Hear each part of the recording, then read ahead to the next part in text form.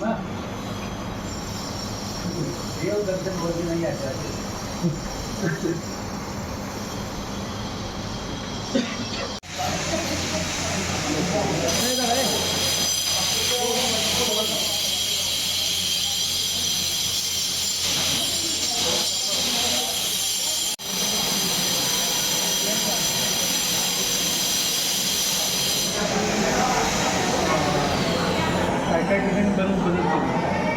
पाचवा टप्पा आज पार पडतोय. काय देवाला काय साकडं घातलं? देवाला साकडं घालायला तर मी आलोच, पण मी काही आज नवीन नाही आलो.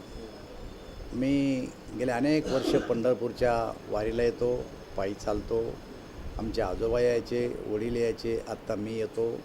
आणि त्यामुळं सतत येणारा मी विठ्ठल रुक्मिणीचा भक्त आहे. परंतु आता निवडणुका संपल्या आणि मोकळं वातावरण होतं, त्यामुळे कुठं बाहेर देशात गेल्यापेक्षा देवधर्म केलेला बरा म्हणून मी विठ्ठलाच्या दर्शनाला आलो. परमेश्वरला मी एकच मागितलं की या देशात आणि या राज्यामध्ये एक सक्षम आणि लोकोपयोगी अशा प्रकारचं सरकार येऊ दे आणि या जनतेची सेवा करण्याची पुन्हा माझ्यासह नरेंद्रभाई मोदी आणि आमच्या सर्व सहकार्याला संधी मिळू दे असं मी परमेश्वर. परिस्थिती या पद्धतीनं वातावरण केलं जातं की 35 आता 45+ 47+ वगैरे म्हणाला.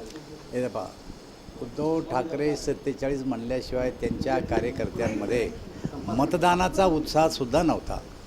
आणि किमान आमचे 45 नाही 47 सीट येतील असं म्हणल्यावर किमान ते मतदानाला तरी बाहेर पडतील असं म्हणून त्यांनी वापरलेली ही भाषा आहे. परंतु महाराष्ट्रात 45 भाजप आणि मित्रपक्ष आणि देशात 400 आम्ही नक्की आकडा गाठणार आहे. कारण या 5 टप्प्यातल्या निकाल आणि देशभरातलं वातावरण पाहता आम्ही आमचं टार्गेट पूर्ण करणार. ज्या पद्धतीने जे.पी. नड्डाने सांगितले आता संघाची आम्हाला गरज पडलेली नाही, काय वाटतं? असं आहे, विरोधी पक्ष आम्हाला काय प्रश्न विचारतो त्याच्यावर असलेलं हे उत्तर आहे. उगाच गैरसमज करून घेऊ नये. संघाची गरज नाही म्हणजे विरोधी पक्ष आम्हाला विचारतो की भाजप संघाच्या सल्ल्याने चालतो, असं मुळीच नाही. ती आमची मातृसंस्था आहे, आमची त्यांची श्रद्धा आहे संघावर.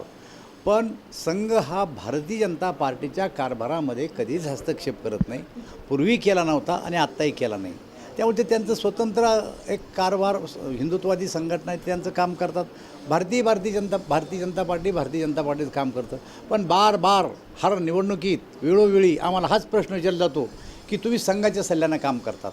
म्हणून ते असं म्हणलं की नाही, सल्ल्यानं नाही करता आम्ही काम, आमचं ते श्रद्धास्थान आहे, यामध्ये काही शंका नाही. मी स्वतः संघाचा स्वयंसेवक आहे. गरज नाही असं नाही, त्याचा अर्थ उलटा घेतला यांनी. बोलणं चुकलं नड्डा साहेबांचं? बिलकुल नाही चुकलं. आम्हाला जर तुम्ही आत्ता विचारलं मला की तुम्ही संघाच्या सल्ल्यांना कारभार करता का, मी म्हणून नाही, आम्ही आमच्या विचारांना, आमचं एक विचारधारा आहे त्या विचारधारेने कारभार करतो. माझं बोलणं चुकलं आहे का? नाही. उद्धव ठाकरे जे म्हणले उद्या संघाला डुप्लिकेट म्हणतील.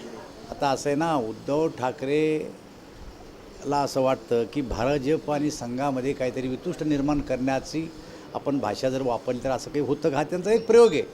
पण हा प्रयोग यशस्वी होणार नाही. आमचा संघावर पूर्ण विश्वास आहे, संघाचा आमच्यावर पूर्ण विश्वास आहे.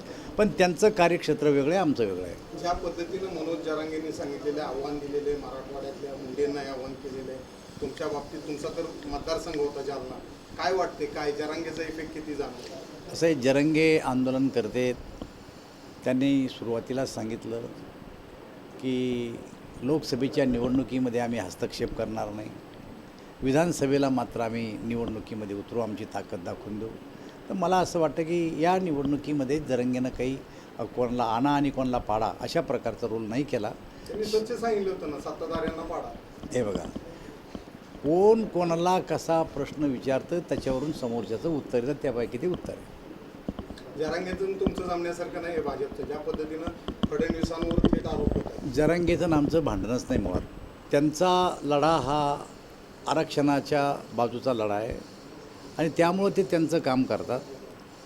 आमचा आणि त्यांचा कुठेही वाद झालेला नाही. पोलिसांनी केलेल्या लाठीमाराच्या संदर्भात त्यांचा रोष आहे. आता सरकार म्हणून पोलिसांनी लाठीमार केला आणि तो लाठीमार का केला याबद्दल जरांगेचा रोष आहे. आता एकंदर या लोकसभेनंतर जरांगेशी काय चर्चा होईल? असं हे सरकार सतत त्यांच्याशी चर्चा करत आहे आणि पुन्हाही चर्चा करेल. चर्चेशिवाय प्रश्न सुटत नसतात.